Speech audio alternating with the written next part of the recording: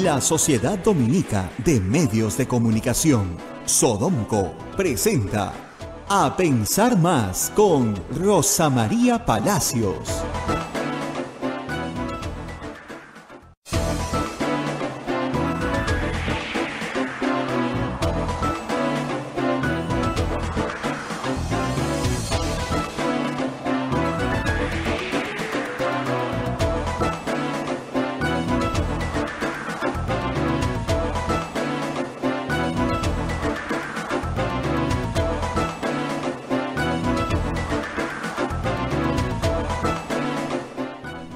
Muy buenos días, señoras, señores, ¿cómo están? Muy buenos días.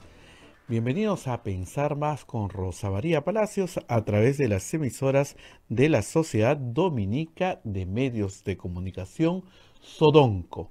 La Sociedad Dominica de Medios de Comunicación, Sodonco, está integrada por Radio Santa Rosa en Lima, Radio Santo Domingo en Chimbote, Radio San Martín en Arequipa, Radio Veritas en el Cusco, Radio Cepagua Ucayali, Radio Quillabamba La Convención, Radio Madre de Dios Puerto Maldonado. Estas son las emisoras con carisma dominico en el Perú.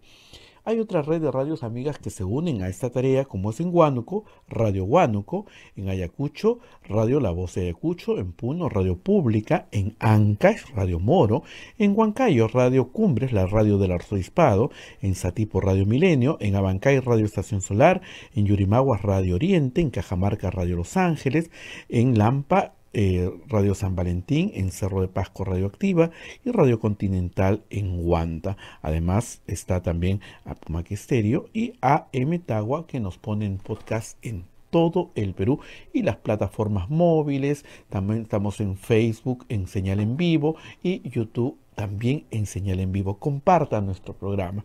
Bien, ya estamos listos para enlazar con Rosa María, que nos espera con la mención de la Pontificia Universidad Católica del Perú, que se prepara también, como nos tenemos que preparar todos los peruanos, para celebrar el bicentenario, que va a estar un poquito triste, creo que este año. Bien, Rosa María, muy buenos días, ¿cómo estás?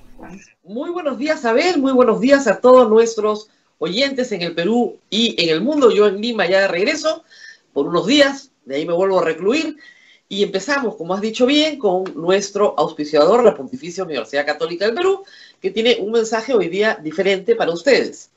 Pontificia Universidad Católica del Perú, comprometidos con una nueva historia. El Bicentenario del Perú nos ofrece la oportunidad de rescatar lo que ha vivido nuestro país, valorar su diversidad y avanzar juntos hacia un mejor futuro. La PUC conmemora este momento histórico con un programa de materiales educativos, encuentros académicos, exposiciones y audiovisuales. Descubre PUC Bicentenario en bicentenario.puc.edu.pe. La verdad que es una oportunidad para reflexionar ciertamente sobre qué somos como peruanos 200 años después de la independencia. La vida republicana ha sido muy, muy dura para los peruanos. Y teníamos la esperanza de encontrar un mucho mejor bicentenario. Lamentablemente, la plaga, la peste que nos azota, y la política, como siempre, nos van a quitar la sonrisa este año. Pero no hay que dejar de recordar que grandes peruanos, hicieron muy grande este país. Y lo siguen haciendo cada día.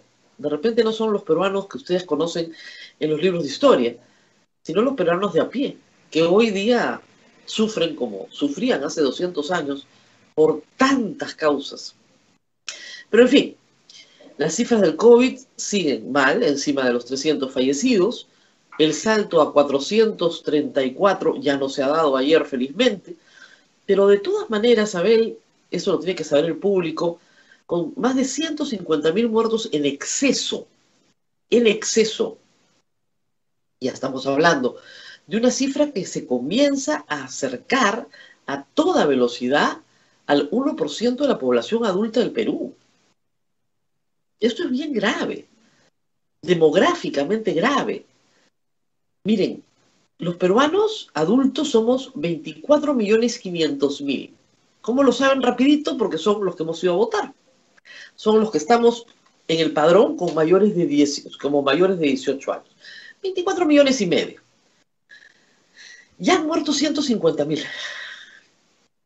120.000 es el 0.5% de la población adulta, no estoy considerando a los niños, por si acaso. Menores de 18 años no, porque la enfermedad los ataca, es verdad, los ataca de una forma diferente y muy excepcional. Pero de la población mayores de 18 años, incluyendo a los jóvenes que se defienden mejor frente a la enfermedad, ha muerto ya el 0.6, 0.7 de la población peruana. Ustedes dirán, pero no es mucho, ¿no? Es muchísimo, pero es muchísimo. La tasa de mortalidad entre los que se enferman, es de 1 al 3%. Nosotros, de la población total, ya estamos en 0.6. Es realmente muchísimo, muchísimo. Y yo sé que todos ustedes se están cuidando, pero este es un trabajo de perseverancia, ¿no? De mucha constancia. No es un trabajo, yo estoy segura que todos ustedes han hecho sacrificios y que no han salido, y que se lavan las manos, y que se distancian de las demás personas, pero basta un error, y ese error es el último. Un transporte público que no debiste haber tomado, un lugar hacinado donde te quedaste 1 hora en vez de quedarte 15 minutos, un pequeño error, y te contagias. Y no necesariamente en familia, ¿no? El error está en cualquier sitio. En el mercado en el que tienes que ir a comprar comida porque no te puedes quedar sin comer. Un pequeño error y ahí está el contagio. Y el contagio entra a la casa, ya lo sabemos, arrasa con toda la familia. Es muy difícil que una persona se dé cuenta que está contagiada antes de contagiar a todo el resto de su familia. Cuando los síntomas aparecen, ya la familia está contagiada. Porque uno dentro de su casa, salvo cuando tiene personas adultos mayores, no se cuida tanto como en la calle. Salvo que esté cuidando a personas enfermas, ¿no? Yo he conversado con personas que me dicen, yo salgo de mi habitación como si saliera a la calle. Y esa es una buena política cuando tienes personas vulnerables en casa. O sea, sales de tu habitación con la mascarilla puesta, con el alcohol, y tratas con los demás así. Pero esa es la excepción, no es la mayoría. Eso es algo que tenerlo en cuenta. Me pareció una buena política, ¿no? Para recordar, salgo de mi cuarto, que está con la puerta cerrada, como si saliera a la calle. O sea, mi casa ya es la calle. Y me cuido como si saliera a la calle, con las mismas reglas. Esto, reitero, es sobre todo para cuando se tiene que convivir con personas vulnerables. Personas vulnerables son todos los mayores de 80 años, por ejemplo. Todas las personas que tienen comorbilidades, por ejemplo. Allá hay que cuidarse. Abel y yo ya hemos, creo que, enterrado virtualmente a mucha gente como para no saberlo, ¿no? Y digo virtualmente porque ni siquiera podemos ir a un entierro, ni siquiera podemos dar un abrazo, no hay un pésame, no hay nada. No hay nada, y ya tenemos en esto 1 año. Y la verdad es que cansa, todos estamos cansados, estamos hartos, no vemos que nuestros políticos o las autoridades realmente estén dando solución al problema. Tal vez porque no tiene solución, hay que decirlo. Cada día escucho más, y hoy día hay un reportaje en El Comercio de familias enteras que están yendo a los Estados Unidos a vacunarse, con el riesgo de que el día de mañana te digan que hiciste algo ilegal. Yo espero que no, pero como muchas otras familias, creo que todos los que tienen un pariente en los Estados Unidos están discutiendo en este momento si vale la pena hacer la chanchita para comprar el pasaje e irse a la casa del primo a esperar 21 días, la primera y la segunda vacuna, que en los Estados Unidos es además gratuita. De verdad. Y habiendo 3 millones de peruanos en el exterior, esta es una discusión que todas las familias están teniendo de clase media y no tan media, pensando cómo hacemos. La buena noticia en medio de esto es que los mayores de 80 años en Lima ya están siendo íntegramente vacunados. Creo que ahora sí, este fin de semana ha sido un gran impulso a la vacunación de adultos mayores. Hay que hacerlo toda la semana para terminar mayo con todos los mayores de 80 años vacunados a nivel nacional. Esa es la meta. Y hay que hacerlo, hay que llevar a los mayores. Si usted conoce una persona que vive sola, que no tiene parientes cercanos, que tal vez nadie se ha podido ocupar de llevarlo a un vacunatorio, llévelo a un vacunatorio con su DNI. Las personas que son receptoras de programas sociales están siendo vacunadas directamente a través del INAVIF, a través de la Beneficencia Pública de Lima, pero hay que moverse para que todos los mayores de 80 años tengan su vacunación al día, de tal manera que el grupo más vulnerable, el que realmente ocupa todas las camas UCI, cuando la enfermedad se ensaña, digamos, y los que van a morir en su mayoría, esas personas tienen que estar vacunadas. Es muy importante, para que tengan una idea de la desproporción, ¿no? En la población en general, de cada 100 personas que se enferman, 2 o 3 mueren. En la población adulto mayor, de cada 10 personas que se enferman, probablemente mueren 5, la mitad. De cada 10, no cada 100.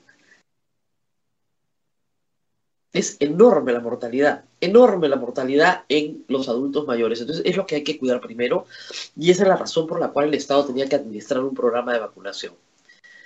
Y bueno, a ver, hay noticias en la política también, lamentablemente. Deberíamos estar solamente centrados en esto, en tratar de salir adelante del principal problema que tiene hoy en el Perú, y es que no se le siga muriendo gente de COVID. Pero tenemos que hablar de política también, porque influye.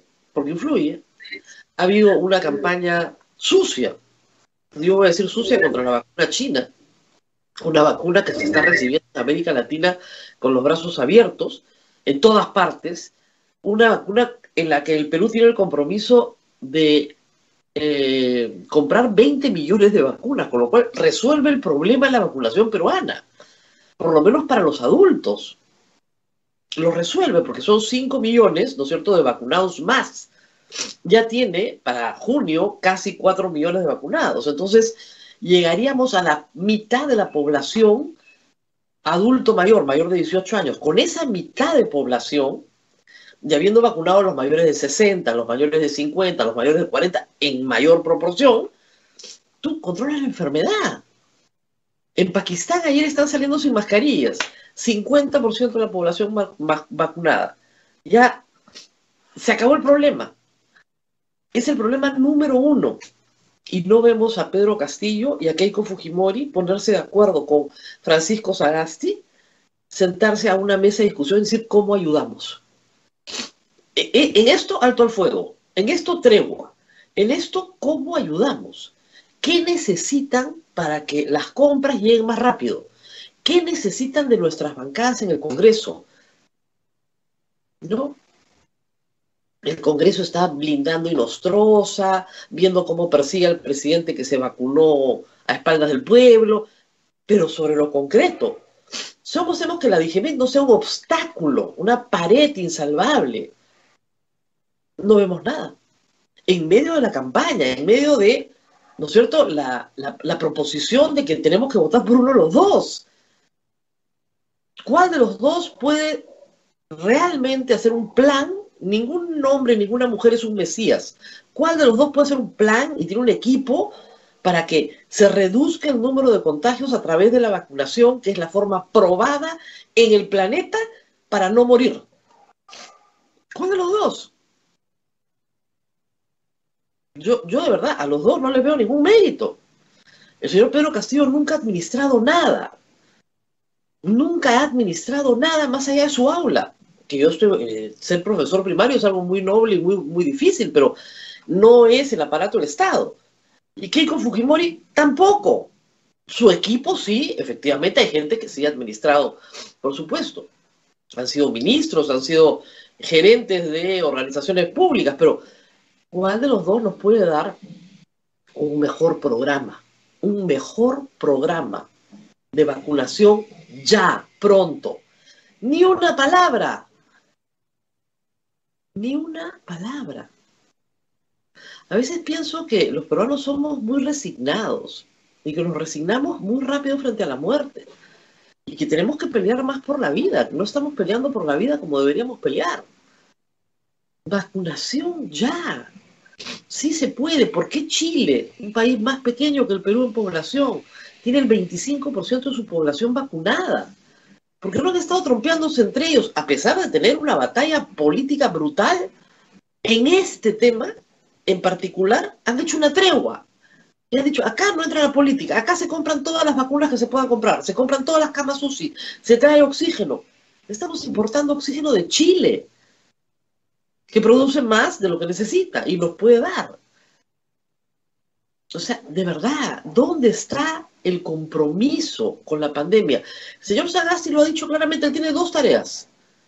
Hacer un proceso electoral limpio con garantías de neutralidad, yo creo que lo ha hecho, y conseguir la mayor cantidad de vacunas posible para todos los peruanos y administrar como pueda, con lo que tenga, la salud pública. Está cumpliendo las dos tareas. No pueden darle una manito los dos candidatos y decir no se preocupen, ya no vamos a demonizar la vacuna. El candidato de Keiko Fujimori que ha ganado, el doctor Bustamante, se sentó en un programa de televisión y habló pestes de la vacuna de Sinopharm. Pánico sanitario. ¿Y qué pasó? No pasó nada. Y el señor Castillo no puede articular dos ideas sobre el tema de la vacuna. Circula en redes una entrevista que le hizo Inés Iñaz, que es colega mía en La República, y le tuvo que preguntar 3 veces qué iba a hacer específicamente sobre las vacunas y no le podía contestar, porque no tenía idea el pobre, no tenía articulado un discurso sobre la materia. O sea, ¿en qué manos estamos, por el amor de Dios? ¿Cómo vamos a salir de esta con ese liderazgo? Yo el domingo decía, estamos como en la guerra con Chile. No le falta valor a nuestros médicos, ¿no? No le falta coraje a nuestros policías, a las Fuerzas Armadas, como fue en la guerra con Chile. Ahí tenemos, digamos, a un Miguel Grau, a un Bolognesi. Pero ¿dónde estaban los políticos?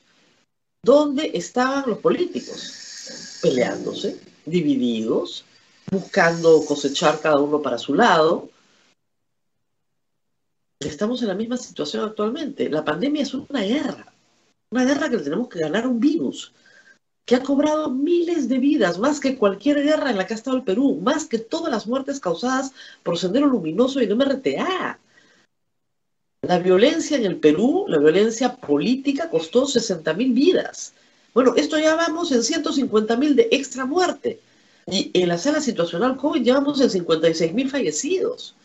Pasamos largamente todas las guerras que ha tenido el Perú, incluida la guerra de la independencia, la guerra con Chile, la guerra contra Sendero. Todas las guerras no suman 156.000 fallecidos. San Pablo tiene una linda epístola con una frase que a mí me gusta mucho, que dice, dense cuenta del tiempo en el que están viviendo. Los apóstoles querían que Jesús llegaba ya. Nosotros estamos todavía en tiempo de Pascua. Esa es la frase que deberían recordar los candidatos. Dense cuenta del tiempo en el que están viviendo. ¿En qué tiempo estamos viviendo? Estamos viviendo en un tiempo de muerte y desolación. ¿Qué situación tan horrenda les ha tocado? De acuerdo, no es lo que le toca a un político cada 5 años, ¿no es cierto? Bueno, pero pongan los pies en la tierra y díganos qué van a hacer. O sea, Keiko Fujimori no puede seguir repitiendo que va a hacer 70.000 pruebas moleculares. No está mal que las hagan, ojo, las hemos pedido 1000 veces, pero llegan un año tarde a la conversación. Eso se tenía que hacer en marzo del año pasado. Y no se pudo hacer porque no habían las pruebas, no habían los laboratorios. Ahora sí se puede hacer, de acuerdo, y hay que hacerlo para contener la enfermedad una vez que estemos todos vacunados.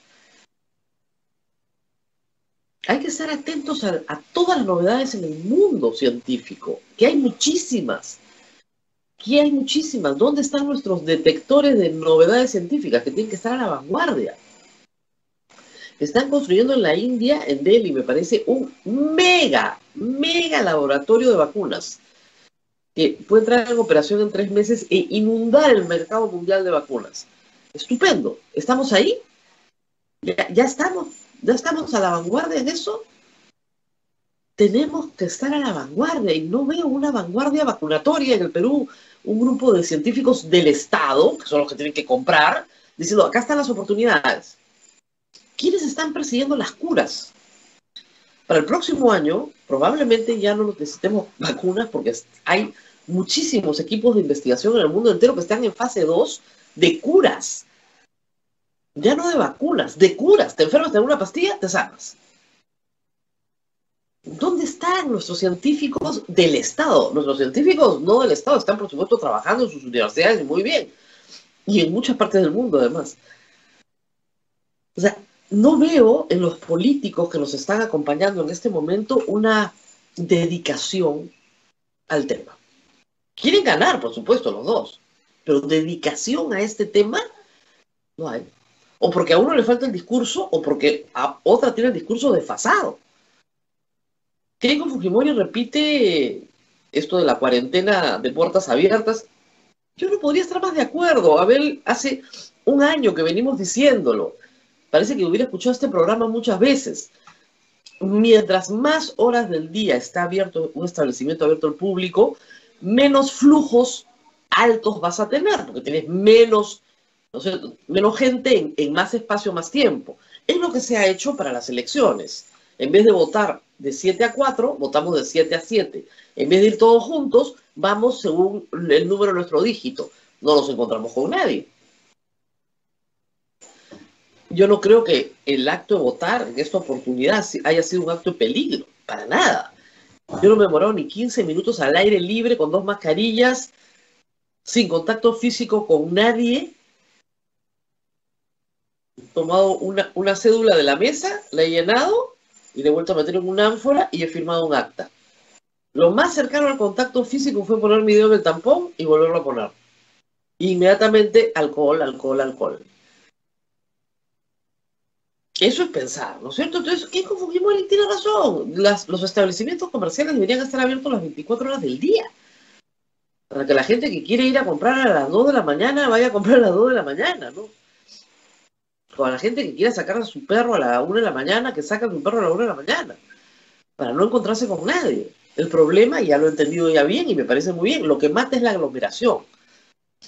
No nos podemos juntar con otras personas, porque esas personas nos contagian por la saliva y el aire, el aerosol. El aerosol es lo que contagia, ¿no es cierto? Muy bien. Está bien, pero llega, pues, ¿y la vacuna? Para diciembre todos están vacunados. Ah, ya, yo también digo, para agosto yo estoy vacunado. ¿Cómo? ¿Cómo? Ese cómo no lo explican porque no tienen la respuesta. En fin. También quería contarles algo antes de conversar con Miguel Castilla, porque vamos a estar con el exministro de Economía para hablar de un tema que creo que es crucial, el bolsillo de todos nosotros en los próximos meses. ¿Cómo nuestro bolsillo se va a resentir con esta elección? ¿Qué tanto se va a resentir? ¿Qué posibilidades de empleo reales hay? Sea cual sea el ganador. O escenarios con uno y escenarios con el otro. El problema acá, Abel, es que hay una guerra que creo que es absurda en el contexto en el que vivimos porque hay que señalarlo. El señor Vladimir Cerrón ha publicado un programa ideario, así se llama, no es un plan de gobierno 2021-2026 Pedro Castillo. Ese documento no existe, no ha sido entregado al Jurado Nacional de Elecciones. Lo que ha sido entregado es un libro de autoría del señor Vladimir Cerrón, escrito en febrero del año 2020, por lo cual reclama derecho de autor, con su fotografía y su texto, de su exclusiva autoría, donde propone programa ideario para Perú Libre, un país socialista inspirado en el marxismo-leninismo, pero lo dice claramente su proyecto. Y su proyecto plantea inspirarnos en el señor Morales de Bolivia, el señor Correa de Ecuador, el señor Chávez de Venezuela. Evo Morales ha celebrado el triunfo del señor Castillo, de hecho ya ganamos en Perú. Eso es lo que ha dicho, ¿ah? Porque había perdido en Bolivia, había perdido todas las elecciones en Bolivia. Y por supuesto perdió en Ecuador, su candidato, porque tiene candidato Evo Morales. Chávez tiene candidato, pues ese es el problema de las elecciones en el Perú hoy. Tenemos presidentes de países extranjeros o expresidentes que tienen candidato para lograr algo que es un botín. El Perú, en el contexto de América Latina, es un botín. Geopolíticamente se lo van a disputar todos los que promueven el socialismo del siglo XXI. Y nosotros estamos inocentemente en ese contexto. Ayer en el programa de Sin Guión expliqué el programa económico del señor Vladimir Cerrón, de acuerdo a lo que se dice en su programa ideario. Y este señor comienza a insultarme en redes diciendo que yo lo he terruqueado. Yo no lo he terruqueado. Su programa económico se parece, efectivamente, sería algo parecido a la propuesta marxista-leninista china, no en el lado, o sea, a ver, Abimael Guzmán era maoísta. Vladimir Cerrón no es maoísta precisamente, cree en el capitalismo de Estado chino, que es un capitalismo de Estado que se produce luego de la caída de Mao, ¿no es cierto?, que dirigen la banda de los cuatro, pero en fin, cree en el capitalismo de Deng Xiaoping, en el capitalismo de Estado, en la extracción masiva de recursos naturales.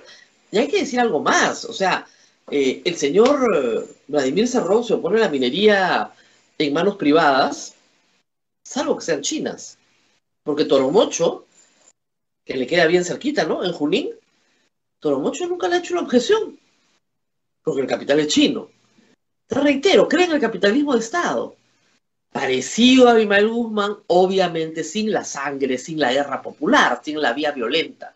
Eso lo explico ayer. Y lamentablemente en la República, el titular que ponen es incompleto, por ponerlo de alguna manera, en la web. Pero no es lo que yo he dicho en el programa. Y este señor, sin ver el programa, comienza a insultar. Y lo que dice y amenaza es que se necesita una prensa libre, limpia, pero van a acabar con la prensa que terruquea. Las amenazas a la libertad de expresión son constantes. ¿Por qué? Porque en un régimen como el que propone el señor Cerrón, el disenso es insoportable. No hay disenso, pues. Todos tienen que opinar como dice el señor Vladimir Cerrón. Y si no opinas como dice el señor Vladimir Cerrón, entonces eres prensa basura, pues. Te tenemos que sacar. El disenso no está permitido en Venezuela. El disenso fue perseguido por Rafael Correa de una manera brutal contra todos los medios de comunicación. Entonces, ojo, los modelos que quiere seguir el señor Vladimir Cerrón son modelos que no admiten el disenso, que no admiten una persona que diga no estoy de acuerdo. No me parece. El problema es además que el candidato no es Vladimir Cerrón, el candidato es el señor Pedro Castillo. Pero el que actúa como candidato, el actor político, es el señor Cerrón. Una persona que está condenada, lamentablemente condenada por corrupción, por pagarle un dinero indebido a una empresa de saneamiento que le prestaba un servicio a la región Junín. Está condenado. Keiko Fujimori está acusada, este está condenado. Y él es el actor político y Pedro Castillo es la cara bonita, la cara pura, limpia, sin pasado, el profesor, suena bien, y que puede ganar estas elecciones, sin duda. Ahí está la primera encuesta, sin duda. Y a Keiko Fujimori, con los antecedentes que tiene, no le va a resultar fácil subir 11 puntos para siquiera igualarlo, ¿eh? Le va a resultar sumamente difícil. Pero en fin, tenemos que hacer una pausa, Abel, para que venga ya Miguel Castilla y hablemos de economía. Así es. Y de lo que se ha hecho. Sí, Rosa María. Me están preguntando por lo que pasó ayer en el Congreso de la República, que volvieron a dejar sin quórum y nuevamente los cuellos blancos quedaron ahí en stand-by esperando, ¿no? ¿Qué podríamos decir respecto a ese tema? Lo que puedo decirles es que yo creo que la bancada de Fuerza Popular no quiere que Keiko Fujimori gane las elecciones, ¿no? No hay otra explicación. El blindaje a estos sujetos es vergonzoso. El gobierno, a ver, estas personas están perseguidas por la justicia desde hace más de 2 años.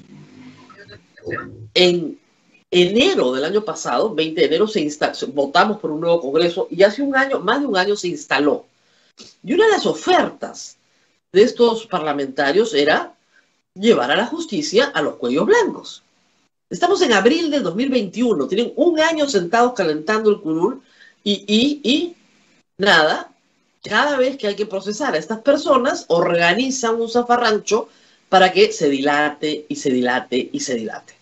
Recién Alarcón va a ser procesado. Recién, meses.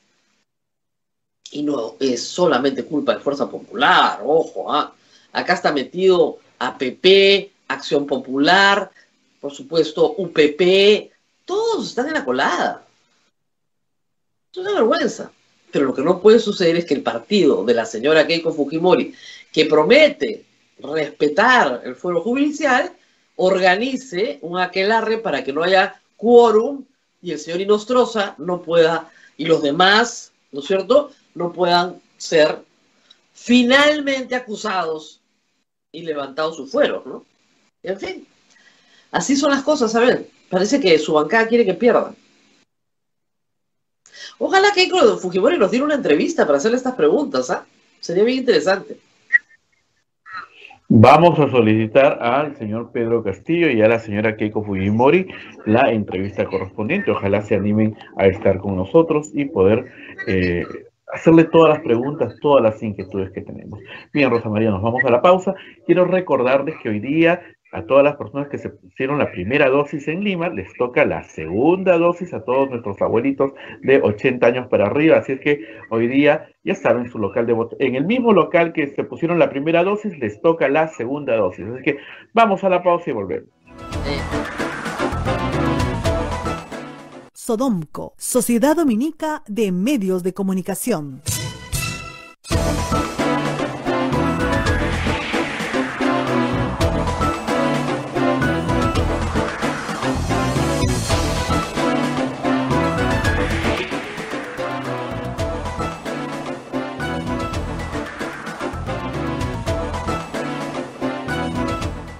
Continuamos con A Pensar Más a través de las emisoras de la Sociedad Dominica de Medios de Comunicación, Radio Santa Rosa en Lima, Radio Santo Domingo en Chimbote, Radio San Martín Arequipa, Radio Veritas Cusco, Radio Zapaú Cayali, Radio Quillabamba La Convención, Radio Madre de Dios Puerto Maldonado. Se une también Radio Huánuco en Huánuco, Radio La Voz de Ayacucho en Ayacucho, Radio Pública en Puno, Radio Moro en Ancas, Radio Cumbre en Huancayo, Radio Milenio en Satipo, Radio Estación Solar en Abancay, Radio Oriente en Yurimagua, Radio Los Ángeles en Cajamarca, Radio San Valentín en Lampa, Radio Activa en Cerro de Pasco, Radio Continental en Huanta. AM Tagua nos pone en podcast en todo el Perú y el mundo, y las plataformas móviles nos están viendo por YouTube en vivo y también nos ven por Facebook en vivo. Rosa María ya se encuentra con el doctor Castilla, exministro de Economía. Adelante. Muy bien, justamente estábamos hablando de vacunas. Está el presidente de la República en el aeropuerto recibiendo un lote de vacunas de AstraZeneca. Pero necesitamos mucho más lotes de vacunas, por favor, no uno, sino cientos de lotes de vacunas, para que el Perú no comience a migrar a vacunarse fuera del Perú. Y estamos con Miguel Castilla justamente para hablar de economía. Durante la campaña hemos conversado, yo siempre estuve postergando la invitación porque decía, tengo que entrevistar candidatos, pero Miguel Castilla ha estado dirigiendo y colaborando con otros economistas y produciendo información muy importante y relevante para esta campaña. Yo quería que primero nos contara cuál ha sido la producción, en qué contexto, de documentos para esta campaña electoral. Sí, muy buenos días, Rosa María, gracias por la invitación. Efectivamente, en Vidensa Consultores hemos venido liderando una iniciativa que se llama Propuestas del Bicentenario, donde hemos llamado a una serie de especialistas que tienen experiencia en la gestión pública para desarrollar 9 ejes temáticos, que van desde temas de reactivación económica, recursos naturales, gestión pública, educación, salud, agua, con gente bastante experimentada, y a diferencia de otras iniciativas, acá estamos enfocados en el cómo. Hay muchas iniciativas que salen cada 5 años que dicen hay que hacer esto, hay que hacer el otro, pero el tema es cómo se hace. Entonces, esto lo hemos venido trabajando, hemos tenido, digamos, mucha presencia en los medios, y ahora estamos relanzando nuestra estrategia para la segunda vuelta, donde efectivamente vamos a analizar las propuestas de los 2 partidos que han pasado a la segunda vuelta. Y la idea es tener incidencia, no que sea un documento que base en las gavetas del baúl de los recuerdos, sino que efectivamente tenga algo de incidencia. De hecho, en el debate presidencial hubieron algunos candidatos que utilizaron algunos de los rankings que hicimos del gobierno, de la propuesta más dadivosa, cuál es el grado de preparación frente a la pandemia, qué proponen, y esto lo estamos haciendo y esperamos contribuir a la discusión programática que muchas veces no se da en estos procesos. Sí, yo durante la pandemia he ordenado mi pequeña biblioteca y efectivamente cada 5 años, y tenía documentos desde el 2000, ¿no? Se producen una serie de documentos muy interesantes, de verdad, muy valiosos. El 2000, el 2006, el 2001, el 2006, el 2011, el 2016, tenía de todos los años. Ya los regalé porque ya no perdieron vigencia, ¿no? Porque no tienen eso, no tienen el cómo. Y el cómo en reactivación económica nos preocupa a todos. Dentro de lo que han trabajado, ¿cuáles son las líneas maestras del cómo para una reactivación económica ordenada, que además traiga prosperidad de nuevo a todos los peruanos? ¿Qué se tiene que hacer? Rosa María, creo que esencial es que para reactivar la economía no se requiere una herramienta, no se puede utilizar una herramienta económica, sino una herramienta de la salud pública, que es la herramienta de la vacuna. Así No es. creo que economista en el país ni analista internacional que no esté mirando cómo va a ser el despliegue de las vacunas a nivel nacional. Y comparando las dos finalistas, en el ideario del candidato Castillo no hay ni una sola palabra sobre la pandemia. Bueno, que no puede haberla, si me permite una interrupción, no puede haberla porque es un documento escrito en febrero del 2020. No es el ideario programa, si se ve el pie de página para ver los derechos de autor, es un libro de la autoría exclusiva de Vladimir Cerrón, escrito en febrero del 2020. El señor Pedro Castillo, yo creo que no quería ser presidente porque no preparó un programa 2021-2026. Eso no existe en el Jurado Nacional de Elecciones. Y por lo tanto, no solamente no hay ninguna palabra sobre la vacuna, no hay ninguna palabra sobre la pandemia en general. Solo habla de la socialización de la salud pública. Punto, nada más. Y en febrero ya estábamos comenzando la segunda ola, ¿no? Entonces, yo creo que ese es un tema central. Y de verdad, para recuperar la reactivación económica, mucho depende de lo que perciben los agentes económicos, los consumidores, los inversionistas, digamos, las personas a pie, para decidir si gastan, si toman un crédito. Y la verdad, mientras haya incertidumbre, digamos, uno tiende a postergar las decisiones. Entonces, recuperar la certidumbre, recuperar la confianza, que puede sonar un tanto etéreo, puede sonar una cosa media, ¿cómo uno mide la confianza? Bueno, de hecho, el Banco Central mide la confianza. Todos los meses saca el Banco Central una encuesta donde se miden las expectativas de cómo nos va a ir en los siguientes 3 meses, en los siguientes 12 meses, y lamentablemente esto ha venido cayendo. Hubo una recuperación, digamos, cuando ya la economía comenzó a reanudarse, ya en terreno positivo, y nuevamente vuelve a caer. Entonces, mientras haya un nerviosismo, una incertidumbre sobre los cambios que se plantean hacer en el país, efectivamente va a ser escasa la recuperación, ¿no? El gobierno está apuntando a la inversión pública, y creo que hace bien en hacerlo. Ha desplegado el bono 600, creo que ya lo terminó de pagar, y está poniendo realmente bastante esfuerzo en que la inversión pública no caiga, porque ha venido cayendo y contrayéndose los últimos meses. Pero sin duda, en una economía que el 80% es la actividad privada y 20% la actividad pública, esto tiene, digamos, limitaciones en el impacto que vaya a tener. La verdad es que hasta que no tengamos certidumbre en lo sanitario, efectivamente una campaña de vacunación en marcha, y de hecho hay países que tienen estas campañas de vacunación, pero que igual tienen que cerrar su economía porque, digamos, no se logra contener la pandemia, como el caso de Chile, por ejemplo, que es el país más avanzado de la región, ha tenido que volver a confinamientos importantes en algunas ciudades. Mientras no saquemos esa incertidumbre y la política, la reactivación se va a dilatar y se va a postergar.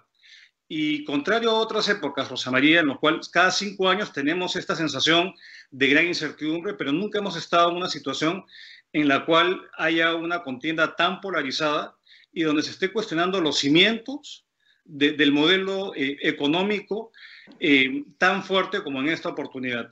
A mí me tocó participar en más de una... El programa de Vladimir Cerrón se escribió en febrero del 2020, ojo, hace un año. Si uno se fija en la fecha, nadie se ha fijado en la fecha, es febrero del 2020. Entonces, no han podido producir un documento para esta elección. Simplemente han mandado lo que tenían, presumo yo, porque no tenía muchas oportunidades de llegar a la presidencia, ¿no? Entonces, bueno, va a dar lo que hay. Y en la segunda vuelta se ha notado. Claro. Entonces, con mayor razón, Rosa María, tenemos que preguntarle a los candidatos qué cosa piensan, ¿no? Porque justamente estas 7 semanas que nos quedan es para tener un voto informado. Porque si uno se guía con respecto a las cosas que están incluidas en ese documento, la verdad que va a ser poco para la reactivación. Puede que sea una reactivación momentánea, así como lo fue en la época de Alan García I, cuando infló la economía. Y después vino quería preguntar, cuando supongamos que el señor Castillo gana, es posible porque está muy bien en las encuestas, le va muy bien, y el plan del señor Vladimir Cerrón se ejecuta, no digamos que se cambie la Constitución, pero se comience a trabajar con cuestiones de confianza para lograr una asamblea constituyente, y hay un ambiente donde se les advierta a las empresas mineras, gasíferas, de hidrocarburos, a las de telecomunicaciones también, porque están incluidas, a las energéticas, o sea, a las empresas más grandes del país, a las AFPs, que las van a cerrar y que el Estado ya verá cómo les paga. Porque eso es lo que está en el plan, no estoy inventando nada, por favor, no estoy interrumpiendo a nadie, eso es lo que dice el plan del señor, el programa ideario del señor Vladimir Cerrón. Muy bien. Al principio puede funcionar, ¿no? O sea, puede haber como con los 2 primeros años del gobierno de Alan García una sensación de festival. Sí, puede ser al principio así.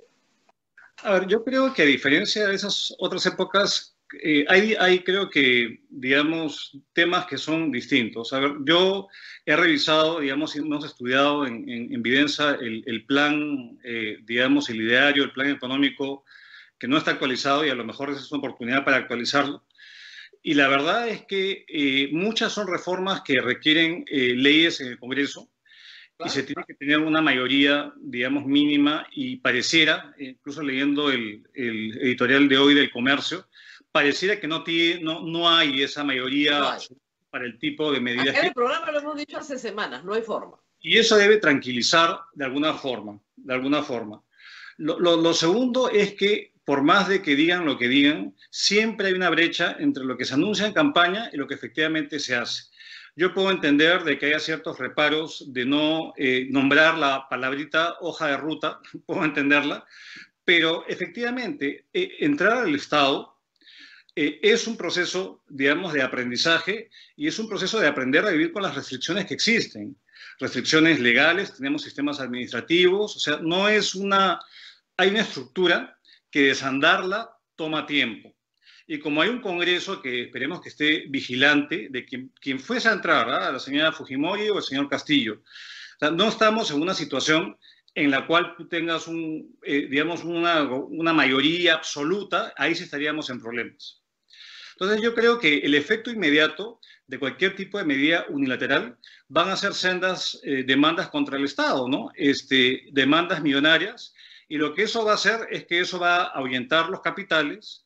Probablemente viendo incluso solamente la encuesta del día domingo y el impacto que ha tenido esto en la bolsa del tipo de cambio, ya vemos que hay, digamos...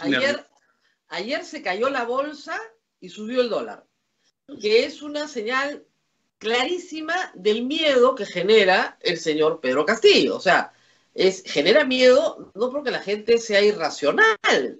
El miedo es un sentimiento muy noble cuando te sirve para defenderte de un ataque. Entonces, es claro que la gente guarda. O sea, cuando yo no sé qué va a pasar, yo guardo. Mayo. Y te refugias en el dólar, y no inviertes. Pues al final, si vas a sacar un crédito hipotecario y te lo piensas, a lo mejor, ¿para qué me voy a hacer de un activo que a lo mejor yo no sé si voy a tener la propiedad sobre el mismo, ¿no? Más adelante. Exactamente. O sea, ¿para qué voy a comprar una casa? ¿Para qué? Si me la pueden quitar. Si de repente llega un gobierno que dice que nadie puede tener 2 casas. Ese es el problema. No, eso no lo dice, ojo, en el plan de gobierno. Pero si estamos hablando de el tipo de gobierno que propone Vladimir Cerrón, está inspirado en Cuba. Y en Cuba nadie tiene la propiedad de su casa, ojo, por si acaso. Entonces sí hay un sesgo antipropiedad en su plan, antipropiedad privada. El señor Cerrón cree en la propiedad del Estado, eso sí no hay duda, de todas las cosas. Pero yo encuentro, Rosa María, que hay como una especie de sí, eso, pero pareciera que hay más rechazo hacia lo que es la inversión extranjera. Exactamente. Habla acerca de la inversión nacional, los empresarios nacionales. Y bueno, estamos en una economía absolutamente globalizada y si uno, o sea, cerrar la economía, hacerla una economía autárquica, mira, habrán escasas, ni Cuba es una economía autárquica. Hay inversión española, de la Unión Europea, canadiense, que ha logrado sostener esa economía. Entonces, las economías autárquicas en el mundo casi no existen. A lo mejor Corea del Norte sea una excepción, pero muy, muy pocas. Entonces, insisto, una cosa es lo que se pretenda hacer o se aspire y lo que finalmente la realidad, digamos, permite. Ahora, dicho eso, efectivamente, un gobierno sí tiene facultades de hacer cosas y de introducir un temor que es lo que ahuyenta a las decisiones de gasto de las gentes. Y no estamos hablando necesariamente de las empresas, de las familias, porque finalmente tú no sabes qué cosa esperar. Entonces yo creo que estamos justamente en una oportunidad para ver, ok, cada uno de los temas, cómo se va a llevar adelante. El cómo es bien importante en esta oportunidad, porque finalmente el papel aguanta todo. Lo primero que hace un gobierno de este tipo, sin pasar ninguna ley, es, por ejemplo, elevar los aranceles brutalmente para prohibir importaciones y proteger al industrial peruano. Y si uno lee el plan de Vladimir Cerrón, no lo dice en esos términos, pero habla de proteger al nacional. ¿Cómo proteges al nacional? Levantando aranceles o prohibiendo importaciones. Y eso sí lo puede hacer el presidente de la República sin el Congreso. Correcto. Es su primer arma. De subir aranceles y subir el impuesto selectivo al consumo. Son los dos únicos tipos de impuestos que el Ejecutivo puede hacer. Pero el impacto inmediato de subir aranceles es un impacto, de alguna forma, inflacionario, porque automáticamente encareces, digamos, los bienes importados y al final eso se traduce en mayor inflación. Entonces la inflación tiende usualmente a penalizar a los más pobres, porque bienes que tú tienes hoy día accesibles a cierto precio, porque no tienes que pagar impuestos, al final el costo del impuesto a la importación, que es lo que es un arancel, lo que te hace es te encarece las cosas. O sea, el costo de vida va a subir si es que uno sube los aranceles. Una de las grandes bondades de haber, y que se habla poco, de haber liberalizado la economía, de haber bajado aranceles, es que el gran beneficiario es el consumidor. Claro. El consumidor accede hoy en día a bienes que antes no los podía hacer porque eran costosos, porque habían impuestos. Ahora el nivel de arancel promedio en el país es casi 2% en promedio. Entonces, claro, con la idea de proteger al productor, digamos, y es más, se esboza la idea que los países industrializados protegen a su producción nacional en sectores estratégicos. Pero la verdad, se ha dicho, es que los países grandes que tienen cierta escala pueden hacer esto. Un Brasil, una India. Pero no somos pues Brasil ni India, somos un país pequeño que depende de comercio internacional. Y finalmente nos debemos a los consumidores y darles el mejor, digamos, la mejor calidad al precio más razonable. No, y además hay algo que hay que recordar. Lo que haga el Perú respecto al producto importado es lo que le harán al producto exportado del Perú. Por supuesto.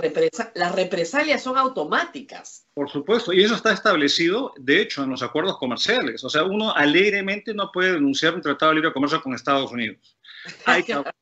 Hay causales para ello y hay periodos de transición. Entonces no es que yo simplemente me salgo y lo denuncio.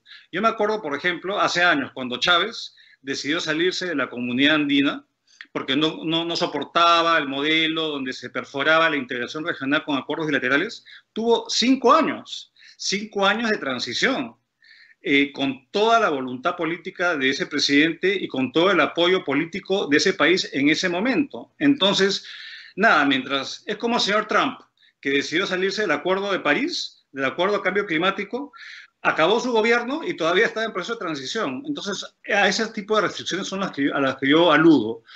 Una cosa es la intención y otra cosa es la posibilidad. Pero en el entretanto generas tanta incertidumbre de cambiar las reglas del juego, que eso tiende a ralentizar cualquier tipo de decisión, cuando hoy en día el principal problema, Rosa María, en el país es la salud pública y el empleo. Claro. Y las cosas que ha planteado, ninguna ayuda al empleo, digamos, que se genera a través de la actividad privada. Se alude a ejemplos de Ecuador, de Bolivia, pero son, digamos, casos muy distintos al nuestro. En el caso de Bolivia, es exactamente la composición, es exactamente la inversa a la nuestra. Nuestra economía es un 80% privada, un 20% pública, y en el caso de Bolivia es al revés. Es 80% pública y 20% privada, al igual que en el caso de Ecuador. Y hoy en día, especialmente Ecuador, porque Bolivia se ha manejado más o menos un poquito mejor que Ecuador, están con una crisis brutal que han tenido que ir al Fondo Monetario Internacional, políticas de ajuste, tuvieron que renunciar al dólar como moneda, al sucre como moneda, dolarizarse, y es una economía, digamos, que ha sufrido experimentos heterodoxos, que son los que citan el plan del señor Castillo. Entonces, claro, va a ser importante darse cuenta de la viabilidad, porque evidentemente todos queremos mayor bienestar para la población, eso nadie lo discute, pero el cómo es absolutamente necesario precisarlo y cuáles son los costos que se van a tener que asumir. En el caso de Bolivia, la izquierda peruana repite todo el tiempo que a Bolivia le ha ido regio, nacionalizando todos los yacimientos de petróleo, todo el gas, le ha ido estupendamente bien. Evo Morales llegó a un acuerdo por el cual el 50% de las utilidades pasaban a poder del Estado. El señor Castillo quiere el 70%, en el plan dice 70%, pero en el discurso dice ahora 80%.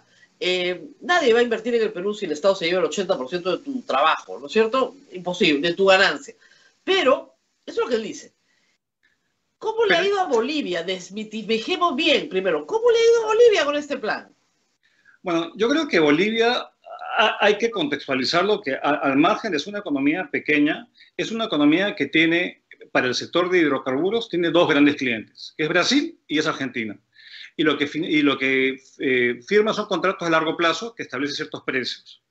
Entonces, si tú tienes una demanda asegurada, al final, digamos, bueno, eso entrará, pues, ha entrado la empresa Yacimientos Bolivianos, cuando expropió a Repsol y la sacó, digamos, del país, la indemnizó, y bueno, tiene inversiones, pero más depende, digamos, del precio de los commodities, que se han mantenido altos. Estos han venido cayendo y ya Bolivia, a diferencia de otros países, ha tenido mejor manejo macroeconómico. No se ha gastado todos sus recursos, ha sido un poco más disciplinado y hay que ser justo la comparación. Ecuador ha sido completamente distinto, pero el problema es lo que tú dices, Rosa María, ya no hay inversión, no hay inversión privada en ese país. ¿Quién entra a un país que unilateralmente decide, digamos, expulsar y expropiar? No existe país, porque tampoco es que Bolivia sea el único sitio de explotación, digamos, de gas en el mundo. Hay muchos... Y el otro problema que no se dice es que en este momento, como no hay inversión en exploración. El Correcto. Estado no invierte en exploración y se les están acabando las reservas. O sea, Correcto. Ya no tienen reservas probadas. Correcto. Y en 5 o 6 años, si no entran en un plan agresivo de exploración, se quedaron sin el recurso. O sea, se lo comieron hoy, y eso es lo que estos planes ofrecen siempre, es me lo como hoy y me como el mañana. Nunca ven para el mañana. Por supuesto, y son inversiones de riesgo, incluso sin irnos muy lejos, acá mismo en el Perú, la inversión en exploración en minería ha caído de manera importante. Brutalmente. Incluso en un país que tiene un esquema amigable a la inversión extranjera. Obviamente hay problemas, hay conflictos sociales, sin duda, pero nuestro marco legal es uno amigable y ha traído a la inversión. Incluso en nuestro país ha caído a la mínima expresión la inversión en exploración minera. Imagínate tú en países en los cuales expropias, nacionalizas, y al final lo que pasa es que cuando una empresa es propiedad de todos, es propiedad de nadie, porque finalmente va siempre a depender de transferencias del fisco. Eso ha sido lo que pasó en nuestro caso. Cuando vemos empresas públicas en el país, el problema es que ellas fueron tan mal manejadas que comenzaron a requerir inyecciones de capital público y se convirtió en una coladera de recursos. Entonces, además, lo más grave del plan del señor Vladimir Cerrón es que dice que va a nacionalizar y estatizar todo, pero entregárselo a los presidentes regionales. O sea, es como si usted le entregara, no sé, pues Volcan al presidente regional de Junín, al gobernador de Junín, Antamina al gobernador de Ancash, ¿no? Y el problema es que casi todos esos gobernadores han estado procesados o condenados por corrupción y no tienen la más remota idea de cómo ser el presidente del directorio de una empresa minera. A eso no postularon. Correcto. Aparte, yo esa propuesta la veo poco probable porque tendría que cambiar, digamos, tendría que añadirle las competencias que la ley de bases de descentralización no lo permite. Porque las competencias están claramente... Creo que usted no ha leído completo el plan. Proponen una federación de estados, los Estados Unidos del Perú. O sea, sí. Bueno.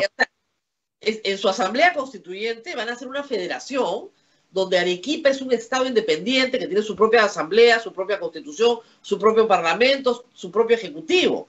No, sí lo he leído bien el plan, pero es que hay cuestiones que son tan... alejadas de la realidad de lo posible, porque una república unitaria como la nuestra, digamos, es más, yo creo que acá hay como una información poco precisa, porque se dice que, por ejemplo, el presupuesto de la república, el 70, el 80% es centralizado por Lima, y eso es falso, porque finalmente por la descentralización, el 70-80% del gasto lo llevan a cabo los gobiernos subnacionales. Entonces, es un tema contable inicialmente hasta que los proyectos tengan viabilidad, el MEF le transfiere los recursos.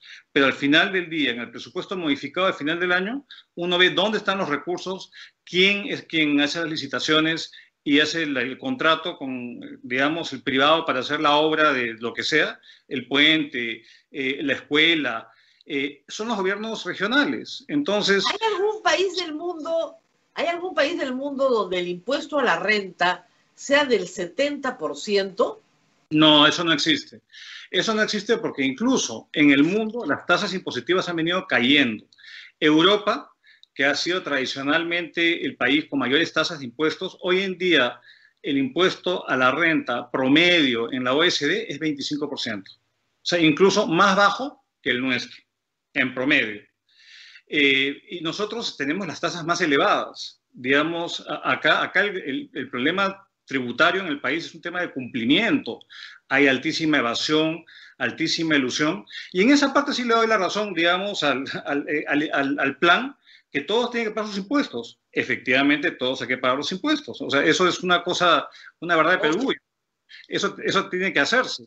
Pero eso no existe. Es más, yo me he tomado, digamos, el trabajo de ver cuál es la tasa de impuestos más alta, y la tasa de impuestos más alta no supera el 40 y tantos % en el mundo. Con todo eso, eso de 70% no existe. Eso es un tema, por ejemplo, que provocaría pues una expropiación, es un tema confiscatorio, y finalmente hay instancias que tienen que dirimir eso, y con toda seguridad vamos a perder, digamos, eso, ¿no? Y es la señal de no respetar los contratos. Y acá hay un ejemplo interesante, Rosa María. Cuando yo fui ministro, venía, digamos, dentro de la hoja de ruta, en la época de Humala, venía el impuesto a las sobreganancias mineras, como una de las promesas de campaña muy importantes, que de hecho venía de la gran transformación y se quedó en la hoja de ruta. Entonces acá inicialmente la gente de izquierda que acompañaba a Humala, ellos querían un objetivo, que era maximizar la renta para el fisco, nada más. Ellos venían con una meta de recaudación, me acuerdo clarito, de 3.000 millones de dólares anuales de mayor recaudación. Y dijimos, oye, y ahí entramos nosotros, dijimos, oye, un momentito, no solamente necesitas tú maximizar la renta, sino, uno, tienes que mantener la competitividad del país como un, digamos, como un lugar de inversión. Y lo segundo es, acuérdate que el 80% de los yacimientos mineros están protegidos por convenios de estabilidad jurídica.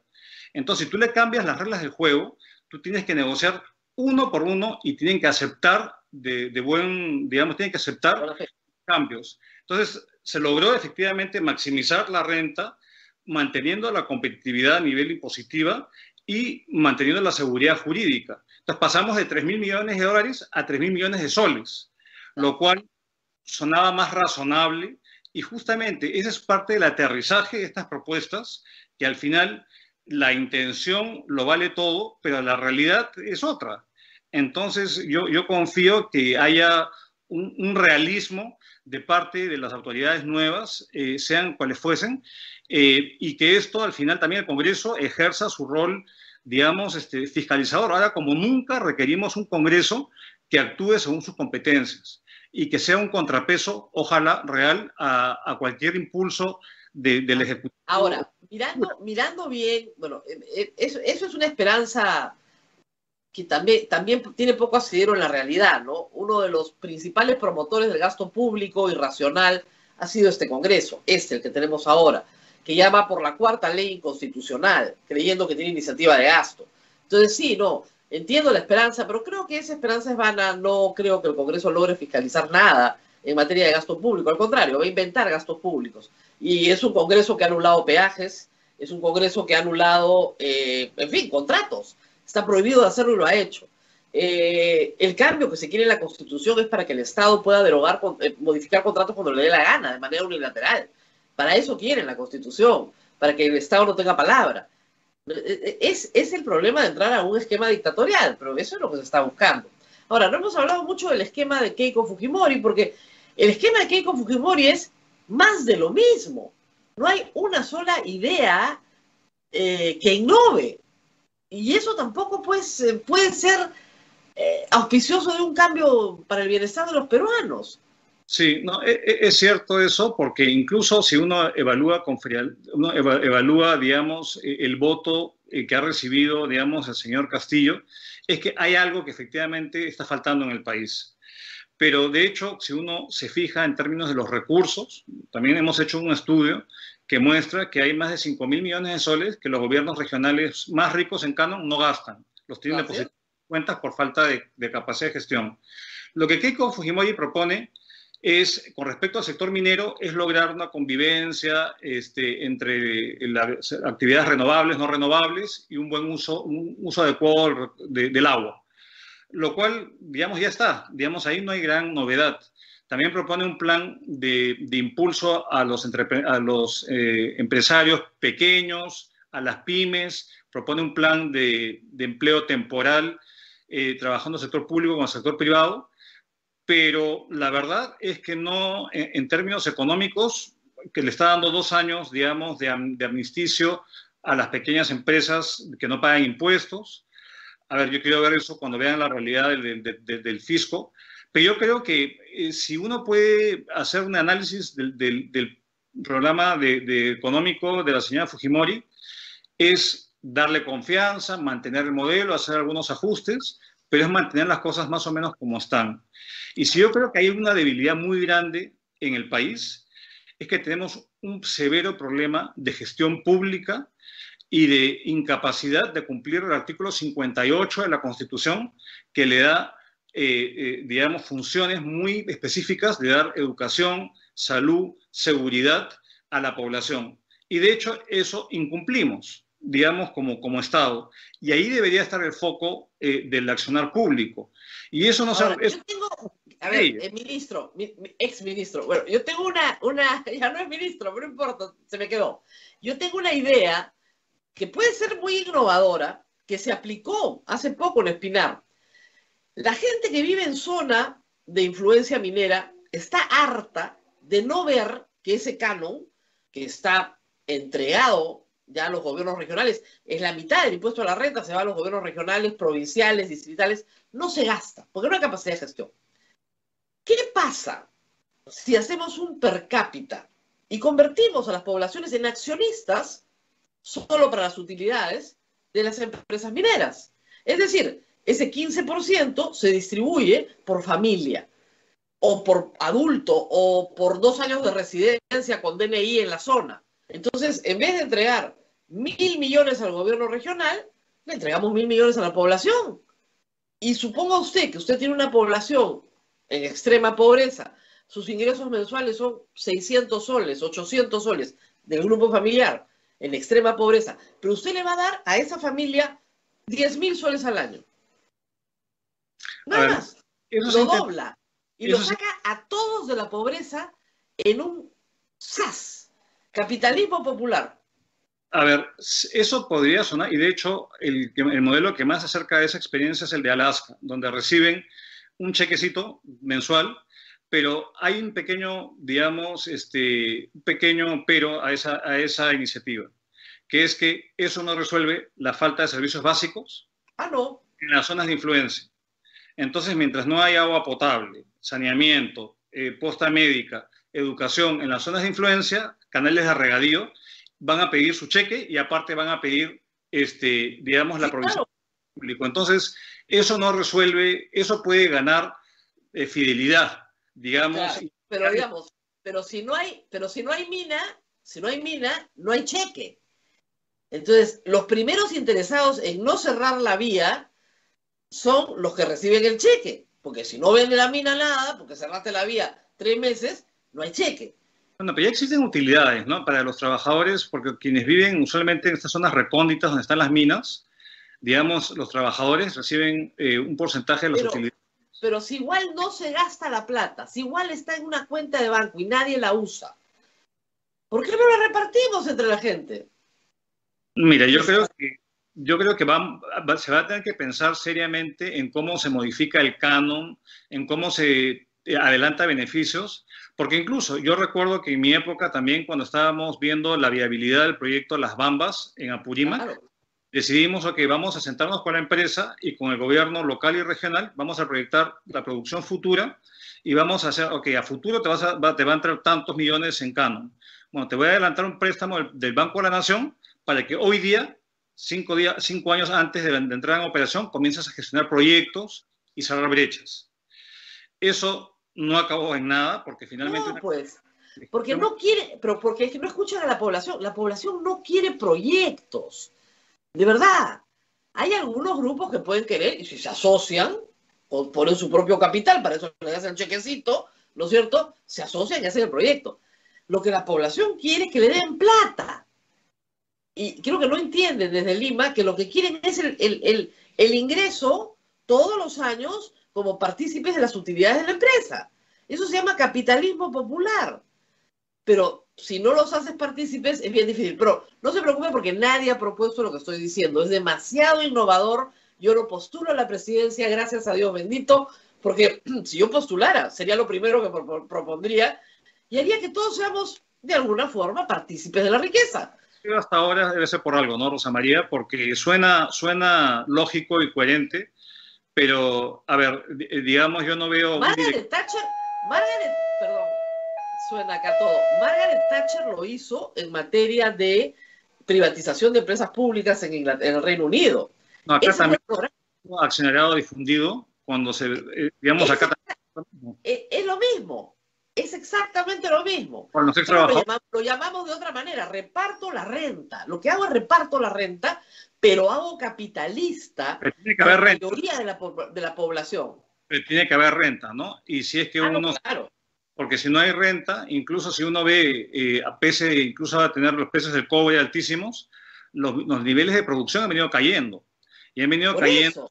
Por eso. Pero entonces, ¿quiénes más interesados en que los niveles de producción aumenten que los beneficiarios de la utilidad? Que pueden ser miles de personas, millones de peruanos. Habría que explorar todas las ideas, pero, por ejemplo, eso a lo mejor amerita una discusión que cambiar, que tener sectores estratégicos, un rol estatista, pero yo creo que le estamos soplando las ideas a Keiko Fujimori a ver si se inspira, pero no creo que le dé, no le da. Algo innovador tiene que ofrecer. Sí, porque sin duda yo creo que dejar de lado este sentido de marginación de un segmento grande de la población, digamos, es ser miope a la realidad nacional. Y yo creo que hay algo que se exige. Obviamente una población que está golpeada por la pandemia, por una ausencia del Estado, un Estado efectivo, no un Estado omnipresente que se dedique a hacer todo, que nomás que haga lo que dice el artículo 58, que haga eso. Y con eso serviríamos bien. Ahora vienen las preguntas domésticas, ¿ya? Así bien de casa, que me las van a hacer de todas maneras. Típico, ¿no? Profesor, si tengo dólares, ¿es un buen momento para venderlos? Yo creo que mejor ahorita, no, si vendes dólares para comprar, Soles. no, si tienes soles para comprar dólares, más bien. Ajá. Bueno, eso es lo que está haciendo todo el mundo, ¿no? Claro, pero si tengo dólares, no vendo los dólares para comprar soles ni hablar. No, Ni porque estaría, hablar. Ya, no, ahí ok. a cambiar. Corran al dólar, ya. Es un buen, pero es que hay que darle consejos prácticos a la gente. La gente tiene derecho a defender su economía. Segunda pregunta, doctor, yo ya tengo para mi cuota inicial de un crédito hipotecario. Es mi primera vivienda. ¿Me mando o no me mando? A ver, yo creo que hay dos cosas. Uno es, si tú haces un crédito, la moneda de tu crédito debe ser la misma moneda de tus ingresos. Evita Okay. que esté en moneda y al final, yo creo que con todo este nerviosismo, los precios van a comenzar a caer y a lo mejor si encuentras una buena oportunidad, aprovéchala porque la gente se desespera, comienza a vender a precio huevo, como se dice, y hay oportunidades. Lo cierto es que uno no puede tomar deuda en dólares y sus ingresos son en soles, porque ahí estás expuesto a que te sube tus ingresos y te quedaste con un problemón ahí. Me persigue el banco. Yo tengo una cuenta en el banco y todos los días me llaman que me quieren dar plata, que crédito, que crédito. ¿Por qué me persiguen? Hay tanta plata, sobra tanta plata ahorita que todo el mundo me persigue. ¿Por qué me quiere prestar plata el banco? No entiendo, doctor. ¿Qué está pasando? Porque hay mayores recursos, pero no hay a quién prestarle. Porque, digamos, la morosidad se ha incrementado, los programas de reprogramación que se han dado han pateado el problema. Entonces, los bancos están con liquidez que se les sale por las narices. Y la idea no tienen a quién prestarle. Entonces, yo diría que ahorita no tomes más endeudamiento que el que ya tienes. O sea, ahorita no te sobreendeudes, ni mucho menos, porque no sabes a futuro si van a haber cambios en las tasas de interés, si van a haber algún tipo de restricciones, digamos. Entonces, yo creo que ahorita no es el momento de endeudarte más de la cuenta, sino nada. Ahorita es ahorrar y en moneda firme, digamos, moneda dura. No invertir en activos demasiado poco líquidos. O sea, una casa la tienes, pero al final no sé si te la van a poder quitar o no. No creería eso. O sea, me cuesta creer, Rosa María, que volvamos a ese tipo de discusión que pensábamos que estaba absolutamente desterrada, pero yo creo que ahorita, si puedes no endeudarte, mejor no te endeudes. Yo no me endeudaría en este momento. Ni hablar, nada de deuda. O sea, por ejemplo, me dicen, mira, vamos a hacer un pequeño emprendimiento. Me he quedado sin chamba, me he quedado sin trabajo, como miles, y tengo que hacer algo. Y tengo un pequeñísimo capital y de repente puedo poner, digamos, con mi familia, una bodega en el primer piso. Y tengo 5.000 soles, todo lo que tengo para poner la bodega. Bueno, si es un excedente y esa plata, digamos, no le vas a quitar a otras cosas más importantes como la educación de tus hijos. Ya. En fin, yo creo que depende de tu aversión al riesgo, porque usualmente en estas oportunidades es que uno apuesta y puede tener altos rendimientos, pero el alto rendimiento va también con alto riesgo. Claro. Entonces, va a depender de tu aversión al riesgo. Señor, yo no tengo estómago para el riesgo, ¿ya? Se me afloja. Ya, no puedo. No haga mucho, no sabemos qué va a pasar. Entonces, justamente, es exactamente a lo que mencionaba inicialmente. Ante esta incertidumbre, hasta las decisiones más elementales de la persona, digamos, del trabajador independiente, digamos, ¿qué se va a meter ahorita de gran cosa si no sabe si es que cuánto va a ser el impuesto a la renta, si no sabe si va a poder cambiar, si no van a haber controles de precio, van a haber corralitos como a la Argentina, digamos, entonces, yo creo que mejor en estas circunstancias, lamentablemente, la lógica hace tratar de minimizar la toma de riesgos en este momento. Si gana Castillo, mejor saco mi platita del banco y la meto bajo el colchón, porque de repente me hacen un corralito y ya no puedo sacar mis ahorros. Lo que pasa es que, a ver, es que esto, el gran nerviosismo que hay, Rosa María, es que podría haber una corrida, digamos, en el sistema financiero. Eso es un riesgo real. Ahora, felizmente, tenemos un banco central que es autónomo y tiene la capacidad de intervenir. Entonces, yo creo que ahorita yo no sacaría mi plata porque esto puede ser una profecía autocumplida, ¿no? Uno saca, otro saca, otro saca y se vuelve una bola de nieves, una bola de nieve enorme. Entonces yo en este momento yo no haría eso porque tenemos un banco central que es autónomo y es el prestamista de última instancia. Y tenemos un fondo de seguro al depositante. Entonces, tenemos una estructura porque haríamos mal, digamos, echándole leña al fuego y una crisis financiera sí puede ser nefasta para el país en estas circunstancias. Entonces, estamos jugando con muchas variables de riesgo en este momento. Eso no es lo apropiado. Tenemos un sistema financiero que ha logrado sobrellevar esta crisis tan fuerte, bancos que están razonablemente bien, prestándole crédito a quienes puedan tomarlo, pero la corrida financiera es algo lo cual yo trataría de evitarlo porque finalmente todos nos quedamos sin crédito. No solamente claro. por algunos pagamos todos. Entonces, y una economía sin crédito no es una economía que funcione adecuadamente. Entonces, yo sé que puede haber mucho nerviosismo, pero al final no abonemos a un mayor nerviosismo, sino un poquito más de tranquilidad. Ahora, oportunidad. Hay gente que al contrario, ama el riesgo. Y le dice, doctor, ayer la bolsa se cayó. Será momento de comprar. Entramos a comprar. Compramos en el piso. Hay muchos que hacen eso, pero son los inversionistas especulativos, ¿no? Pero yo... obviamente está bien, si tienes excedentes que puedas perderlos y no te implique nada, bueno, cuestión de cada quien, ¿no? Pero yo creo que finalmente queremos que la inversión se quede, sea de largo aliento, no un tema especulativo. La especulación no es buena. Al final, es lo que llega fácil, también se puede ir fácil. Claro. Así que no. Muy bien. Ha sido muy interesante. Abel, no sé si hay más preguntas del público. Creo que ha resumido todas las preocupaciones. ¿Qué vendo? ¿Qué compro? ¿Qué hago? ¿No? Así. Y con los que tienen dinero en fondos mutuos, ¿qué podrían hacer? Preguntan. Sí. A ver, yo creo que los fondos mutuos, usualmente tenemos administradores de fondos mutuos que están muy bien calificados y que probablemente se van a ir hacia una posición mucho más cautelosa.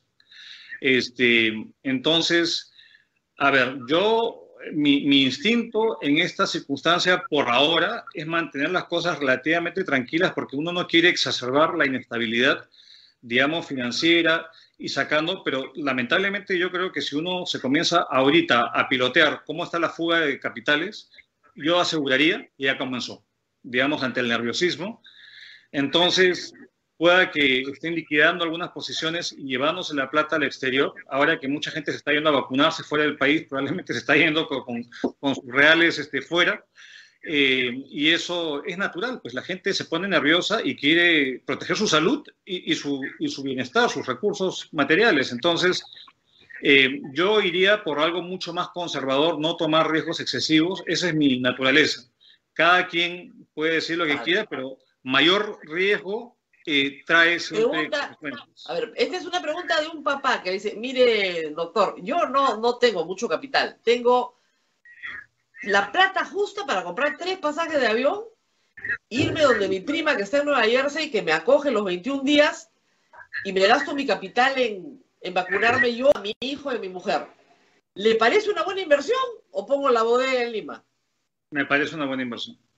Al avión y a vacunarte antes de poner la bodega. Sí, porque finalmente sin salud no hay nada, Rosa María. Y como vamos acá en nuestro país, lamentablemente no todos tienen esa posibilidad de viajar. Pero en el caso suyo no lo dejan tampoco, o sea que... Ya me dejan, pero tengo que pedir permiso. Pero la cuestión es que al final uno podrá tener muchas cosas materiales, pero sin salud, digamos, no hay absolutamente nada. Y como va la velocidad de vacunación en nuestro país, probablemente, no sé, pues será el año 22 o mínimo, donde ya la gente más joven se pueda ir vacunando. Y yo creo que por la severidad que estamos viendo en esta segunda ola y la cantidad de muertos lamentables que todos los días vemos en las noticias, si yo tengo esa posibilidad, mi instinto es cuidar a mi familia, protegerla y darle la vacuna. Yo creo que ahorita invertir en nuestra propia salud es parte del capitalismo popular. Yo lo usaría en mí mismo, usar mi plata y vacunarme si es que puedo, porque no puedo... Hay más de 3 millones... La burocracia...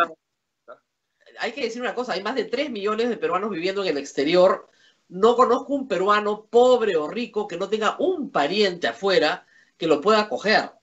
Y eso va a generar un impacto brutal en la salida de peruanos al exterior en los próximos meses si es que no aumenta la velocidad de vacunación. Sobre todo con los mayores ya vacunados, que probablemente es más difícil de que viajen, los que van bajando dicen, yo sí me puedo trepar un avión.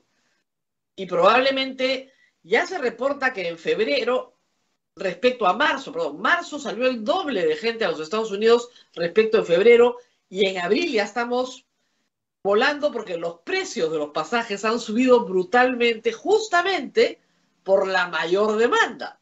Ahora sí los aviones van repletos del Perú a los Estados Unidos. Es un claro ejemplo, Rosa María, que cuando se prohíbe trabajar con el sector privado finalmente o la gente pudiente se las ingenia. Entonces, si no me has dado la posibilidad de vacunarme acá, entonces, ¿sabes qué? Agarro mis chivas y me voy fuera. Y eso es lo que han hecho, los que han tenido la posibilidad. Entonces, creo que esto nos debe llamar a la reflexión de una forma distinta de trabajar entre el sector público y el sector privado, menos desconfianza, porque al final todos perdemos. Entonces, claro, pero el problema es que el Estado peruano no puede autorizar al sector privado a comprar vacunas porque no hay. No es cierto. Es cierto, pero son los mensajes que se dan. Claro. Es el mensaje punitivo que se da a la actividad privada en el país. Y eso no lleva a nada, porque finalmente se puede trabajar en otros aspectos, en la logística, en mejorar, digamos, muchos aspectos que el Estado, con sus limitaciones, no lo puede hacer. Entonces, estamos en la situación que estamos. Por ejemplo, el caso de Chile, igual no habiendo vacunas disponibles del sector privado, han trabajado conjuntamente y han logrado vacunar más rápidamente a su población. 25% de la población ya está vacunada. O sea, doblan lo que han hecho en 3 meses y ya salieron del problema igual que Israel. Nosotros estamos en el 1%, creo. Y para eso no se requiere una nueva constitución, para eso no se requiere, digamos, se requiere un poquito de sentido común y un poquito de razonabilidad, ¿no? Y menos prejuicios. Bueno, próxima publicación de evidencia, ¿para cuándo? Está saliendo nuestro siguiente libro la primera semana de mayo por Penguin Random House, que se llama Propuestas del Bicentenario. Va a estar muy interesante, propuestas a los 100 primeros días, al año, a los 5 años, proyectos de ley que hay que hacer, qué cosas no hay que hacer, importante también, y va a estar disponible en las librerías nacionales a partir de la primera semana de mayo. Perfecto. Ojalá que los candidatos lo lean, eso sería un milagro. Muy bien. Muchísimas gracias a Miguel Castilla por haber estado con nosotros esta mañana. Abel, nos vamos despidiendo, porque ya es tarde, son las 9:25, hemos abusado el tiempo de nuestro invitado. Gracias por estar con nosotros. Así es, muchísimas gracias, doctor, muy gentil de su parte. Rosa María, una pregunta para ti, que se ha repetido algunas veces, dice, ¿qué pasa si el señor Castillo rompe palitos con el señor Cerrón, ¿no? Se queda sin partido? Nos tendría que decir el señor Castillo cuál es su plan, porque no tiene plan. El problema es ese. El señor ha dicho, yo no voy a hacer ningún cambio, no hay hoja de ruta, porque claro, hay un gran desprecio por Ollantumala, se entiende, histórico, pero nos tendría que decir ya, si el ideario programa del señor Cerrón no es lo que va a aplicar, entonces, ¿qué cosa va a aplicar? Necesitamos algo en blanco y negro para poder estudiar. Él es maestro, sabe que necesitamos un texto, no tiene que ser muy largo, no puede ser un texto corto, pero que nos diga qué es lo que quiere hacer. Porque lo que quiere hacer el señor Vladimir Cerrón es una república socialista, federal. Ese es su plan. Una república, un estado de los Estados Unidos del Perú, ¿no es cierto? Federal y socialista. Camino al paraíso comunista. No sé si con la dictadura del proletariado o no, porque en realidad su planteamiento es mucho más pro-capitalismo de Estado al estilo chino. Eso es lo que plantea. ¿Qué plantea el señor Castillo? Hasta ahora lo mismo que el señor Cerrón. Él adscribe lo que dice el señor Cerrón. El señor Cerrón es su mentor, su padrino político, su testaferro, si quieren, es el señor Castillo. Pero en todo caso nos tiene que decir qué cosa quiere el señor Castillo. Y eso no lo sabemos. Por lo tanto, esa ruptura que algunos esperan, muchos esperan, hay que decirlo, para poder votar por el señor Castillo, muchos esperan que rompa con el señor Cerrón, esa ruptura no llega. Y yo la verdad creo que es bien imaginativo creer que esa ruptura puede llegar. No antes de las elecciones. Después de las elecciones tal vez, pero antes de las elecciones lo dudo. Bueno, está en manos del señor Cerrón, del señor Castillo hacer esta ruptura, porque es lo que está pidiendo y es uno de los escenarios, ¿no? que se contemplan. Dicen que rompa con Cerrón y bueno, vamos a ver, estamos a la espera. Bien, Rosa María. Nos tenemos que ir a ver. Nos vamos hasta el día de mañana para seguir analizando todos los escenarios posibles que nos esperan en los siguientes días antes del proceso electoral para que usted pueda elegir libremente a quién le da su apoyo. Bien, Rosa María, cuídate mucho. Nos reencontramos mañana. Chao, chao.